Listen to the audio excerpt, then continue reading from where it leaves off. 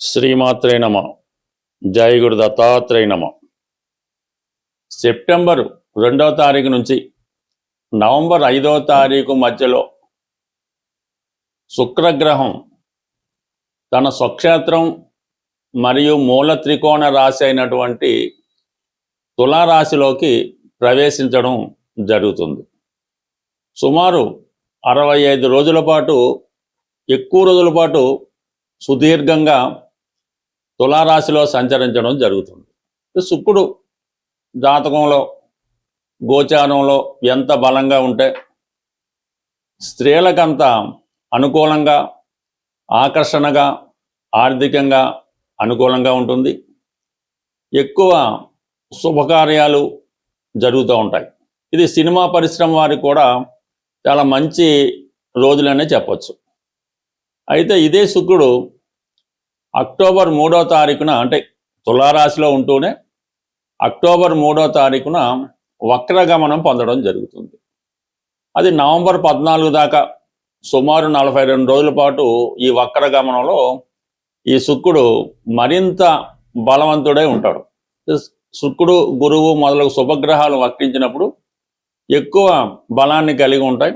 మరి శుక్రుడు వక్రించినప్పుడు చాలా వరకు స్త్రీలు కానీ మగవాళ్ళు కానీ గతంలో దూరమైన వారు తిరిగి దగ్గర అవ్వడం జరుగుతూ ఉంటుంది.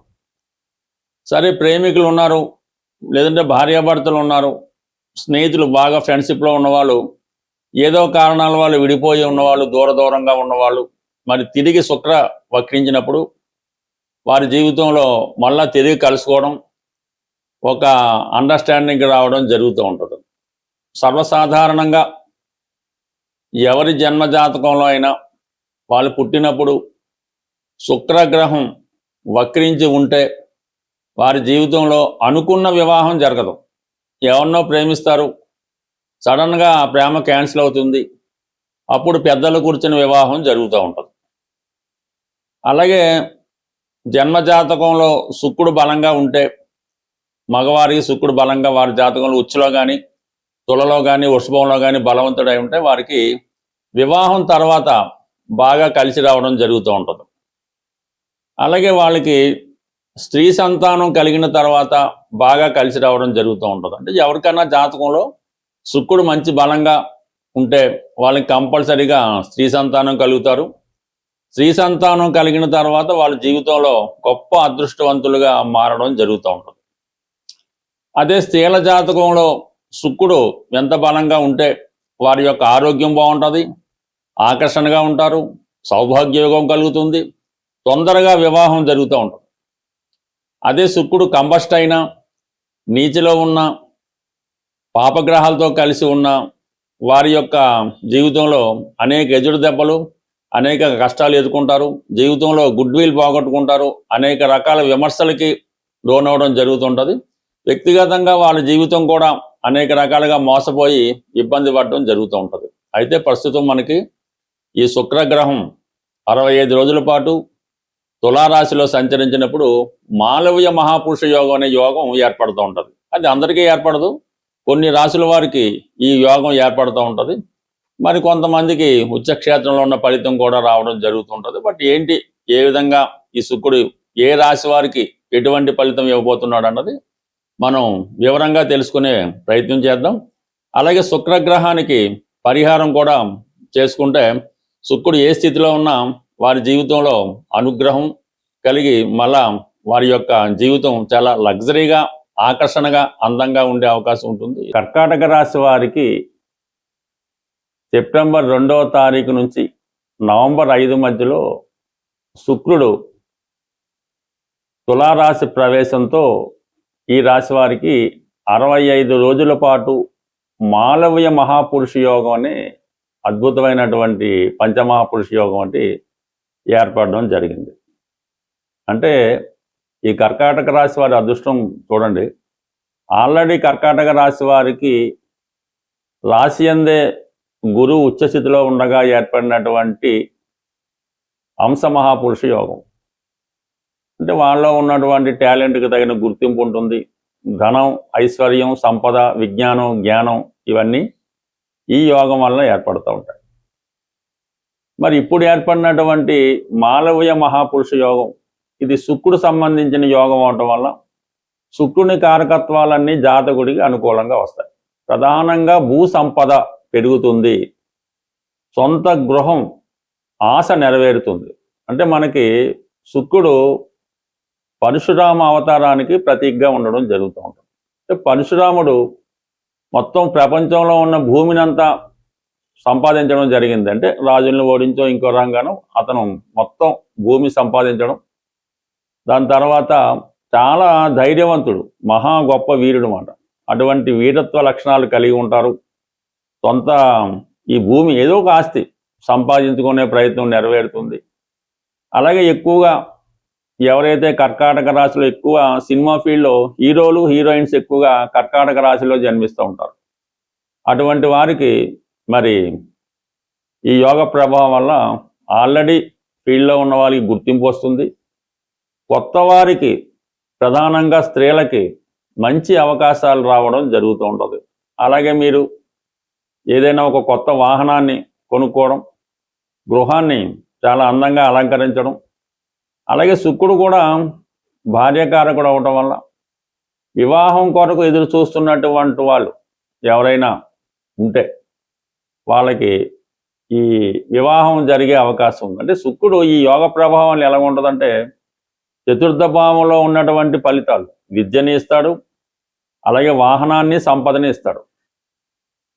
దశమ భావంలో ఉన్న ఫలితం మనకి ఉద్యోగం, స్థిరమైనటువంటి సంపద ఇవ్వడం కూడా జరుగుతూ ఉంటుంది. అంటే ఓవరాల్గా ఇది స్త్రీలకు ప్రధానంగా ఎలా ఉంటుందంటే మీకు వివాహపరంగా ఎటువంటి సమస్యలు ఉన్నా, బంధువులతో, భర్తతో, లేదంటే వేరే స్త్రీలతో మీకు ఎటువంటి విభేదాలు ఉన్నా అవన్నీ సంపూర్ణంగా పరిష్కారం అవడం జరుగుతాయి. స్త్రీలకు వివాహ ప్రయత్నంతో పాటు ప్రధానంగా విదేశ ప్రయత్నాలు, ఎవరైతే విదేశంలో ఉన్నటువంటి తమ భర్త గారిని కలుసుకోవాలనుకుంటున్నారో, కొంతమంది ఈ మధ్యకాలంలో విదేశంలో ఉంటూ స్వదేశంలో భర్త పిల్లలు ఉండడం జరుగుతూ ఉంటుంది. అటువంటి వారు తిరిగి ఇండియా వచ్చి భర్తని కలుసుకోవడం కానీ, అంటే మొత్తం మీద ఎడబాటుతో దూరంగా ఉన్నటువంటి దంపతులు మంచిగా ఒక చోట కలిసి కాపురం చేసుకోవడానికి, స్థిరమైన సొంత ఇల్లు కొనుక్కోవడానికి, ఈ గృహప్రవేశం చేసుకోవడానికి కారణమవుతూ ఉంటుంది. అంటే ఏదైనా శుక్రుడు వారి జన్మ జాతకంలో శుక్రుడు ఎంత బలంగా ఉంటే వాళ్ళ జీవితంలో సౌకర్యాలు అంత గొప్పగా ఉంటాయి, స్త్రీ సౌఖ్యం లభిస్తూ ఉంటుంది. స్త్రీలకు మంచి ఆరోగ్యంతో పాటు ఐశ్వర్యాన్ని, మంచి ఖరీదైనటువంటి వస్త్రాలు, నగలు ఇవ్వడం జరుగుతూ ఉంటుంది. అంటే సర్వసాధారణంగా ఏ రాశి వారికైనా శుక్రుడు చాలా బలంగా స్వక్షేత్రంలో ఉచ్చులో ఉంటే వాళ్ళు ఒరిజినల్ బంగారు నగలు వేసుకొని పట్టు వస్త్రాలు ధరిస్తూ ఉంటారు. అదే శుక్రుడు కంబస్ట్ అయినా, నీచలో ఉన్న పాపగ్రహాలతో అయినా ఇమిటేషన్ నగలు, 1 గ్రామ్ గోల్డ్, రోల్డ్ గోల్డ్ నగలతో గొప్పగా కనబడుతూ ఉంటారు. కానీ అందులో అసలు విషయం అయితే ఏముండదు. బట్ ఇదే చిన్న సింపుల్ స్త్రీ జాతకంలో ఎలాగ ఉన్నది శుక్రుడు అన్నది అంటే చెప్పొచ్చు. అదే మగవాళ్ళ జాతకంలో శుక్రుడు చాలా బలంగా ఉంటే మంచి అదృష్టవంతురాలైనటువంటి ఆరోగ్యకరమైన ప్రేమను చూపించే భార్య రావడం జరుగుతుంది. అలాగే మంచి సౌకర్యాలు కూడా కలుగుతూ ఉంటాయి. అదే ఇతని జాతకంలో శుక్రుడు బలహీనతతో ఉంటే అనారోగ్యంతో కూడుకున్న భార్య, వివాహమైన ఎటువంటి సుఖం లేకపోవడం, సంతానం విషయంలో సుఖం లేకపోవడం, సమయానికి ఎటువంటి వాహన సౌకర్యం కానీ, భోజన సౌకర్యం కానీ లేకపోవడం, ఇవన్నీ కూడా ప్రధానంగా మనిషి గొప్పగా బతకాలంటే శుక్రుడు జాతకంలో బలంగా ఉండాలి. ఇప్పుడు ఈ యోగం, ఇలాంటి యోగాలు గోచార ఏర్పడినప్పుడు అవి యాక్టివేట్ అయ్యి అది ఆ రాశుల వారికి, మరి కర్కాటక రాశి వారికి ప్రస్తుతం అటు స్త్రీ సౌఖ్యాన్ని, వాహన సౌఖ్యాన్ని, నూతన గృహ లాభాన్ని కలిగించే అవకాశం ఉంటుంది. శుక్రగ్రహ అనుగ్రహం పొందడం అనేది చాలా సులభం. మీరు జీవితంలో సంతోషాన్ని, ఆనందాన్ని పొందుతూనే శుక్రగ్రహ అనుగ్రహం కూడా పొందవచ్చు. అంటే శుక్రగ్రహ అనుగ్రహం ఉంటేనే ఇవన్నీ పొందుతూ ఉంటారు. మీరు జీవితంలో ప్రతినిత్యం చాలా శుచిగా, శుభ్రంగా ఉండడం, ఎప్పుడు పరిశుభ్రమైనటువంటి వస్త్రాలు, అంటే పూర్వం అయితే తడిపి ఆరేసిన వస్త్రాలు అనేవారు. బట్ ఏదైనా ఒక రోజు ధరించిన వస్త్రం మరునాడు ధరించకుండా ఉండడం అన్నది నెంబర్ 1. దాని తర్వాత మీరు పడుకునే బెడ్, దుప్పటి, తలగాడు ఇవన్నీ కూడా ఎప్పుడూ నీట్గా ఉండడం మంచిది. అవి వీలైనంత తొందరగా మారుస్తూ ఉంటే మీకు ఇటువంటి శుక్రగ్రహ అనుగ్రహం లభిస్తుంది. దాని తర్వాత ఆహార విషయంలో కూడా అంటే ఎక్కువగా తీపి పదార్థాలకి శుక్రుడు కారణం అవుతూ ఉంటాడు. బట్ ఏదైనా శుచి కలిగినటువంటి శుభ్రమైన ఆహారం అంటే ఒకరు తినగా మిగిలినవి, ఏదో 4-5 రోజులు ఫ్రిడ్జ్లో పెట్టినవి, అలాగే బయట మనకి ఈ అన్నదానాలని ఏవి చేస్తుంటారు మామూలు టెంపుల్ దగ్గర వాడి దగ్గర అమావాస్యకి అని చేస్తుంటారు. సాధ్యమైనంత వరకు అటువంటి వాటిలో అంటే సమూహంగా ఏదో వెళ్ళి తినడం అలాంటివి కూడా మీకు అంత అనుకూలమైన కాదు. ఏదో మిమ్మల్ని ఆహ్వానించారు ఒక పెళ్లి భోజనం లేదంటే ఒక దేవాలయంలో అలా పర్వాలేదు, కానీ ఎక్కడ పెడితే అక్కడ పెట్టినటువంటి ఈ అన్న సంతర్పణలో అన్నదానాల్లో 99% పాల్గొనడం అన్నది అది మంచి కార్యక్రమం కాదు. దాని తర్వాత ఏంటంటే స్త్రీలను చాలా గౌరవప్రదంగా చూడాలంటే ముఖ్యంగా బయట వాడిని పక్కన ఇంట్లో స్త్రీలని భార్య, కుమార్తె, కోడలు, చెల్లెలు, తల్లి వీటికి ఎప్పుడు కూడా దూషించడం కానీ వాళ్ళకి ఇబ్బంది పెట్టడం కానీ చేయకూడదు. వాళ్ళకి ఏ సౌకర్యం కావాల్సినా మనకి లేకపోయినా వాళ్ళకి ఇవ్వాల్సి ఉంటుంది. ఇంకా ప్రధానంగా స్త్రీలు ఈ నోములు వ్రతాలు, గౌరీ వ్రతం అని, ఈ కార్తీక మాసం, వరలక్ష్మి వ్రతం ఎక్కువగా ఈ నోములు వ్రతాలు చేయడం వల్ల మంచిది. బట్ అవకాశం ఉన్నవాళ్ళు కొద్దిగా టైం వెచ్చించిన వాళ్ళు స్త్రీ సూక్తం, కనకదార స్తోత్రం, లలితా సహస్రనామం ఇవన్నీ కూడా పారాయణ చేయవలసి ఉంటుంది. అయితే ఈ లక్ష్మీ స్తోత్రం అన్నది ఒక విధి విధానంగా మీరు 108 సార్లు, 1008 సార్లు చదవడం వల్ల కూడా శుక్రగ్రహం అనుగ్రహం కలుగుతుంది. అంటే శుక్రగ్రహం అంటే లక్ష్మీ అమ్మవారి అనుగ్రహం. లక్ష్మీ అమ్మవారి అనుగ్రహం కావాలంటే ముందు ఈ శ్రీ సూక్తం, లక్ష్మీ స్తోత్రం కన్నా విష్ణు సహస్రనామాన్ని వినటం కానీ చదవటం కానీ చేయవలసి ఉంటుంది.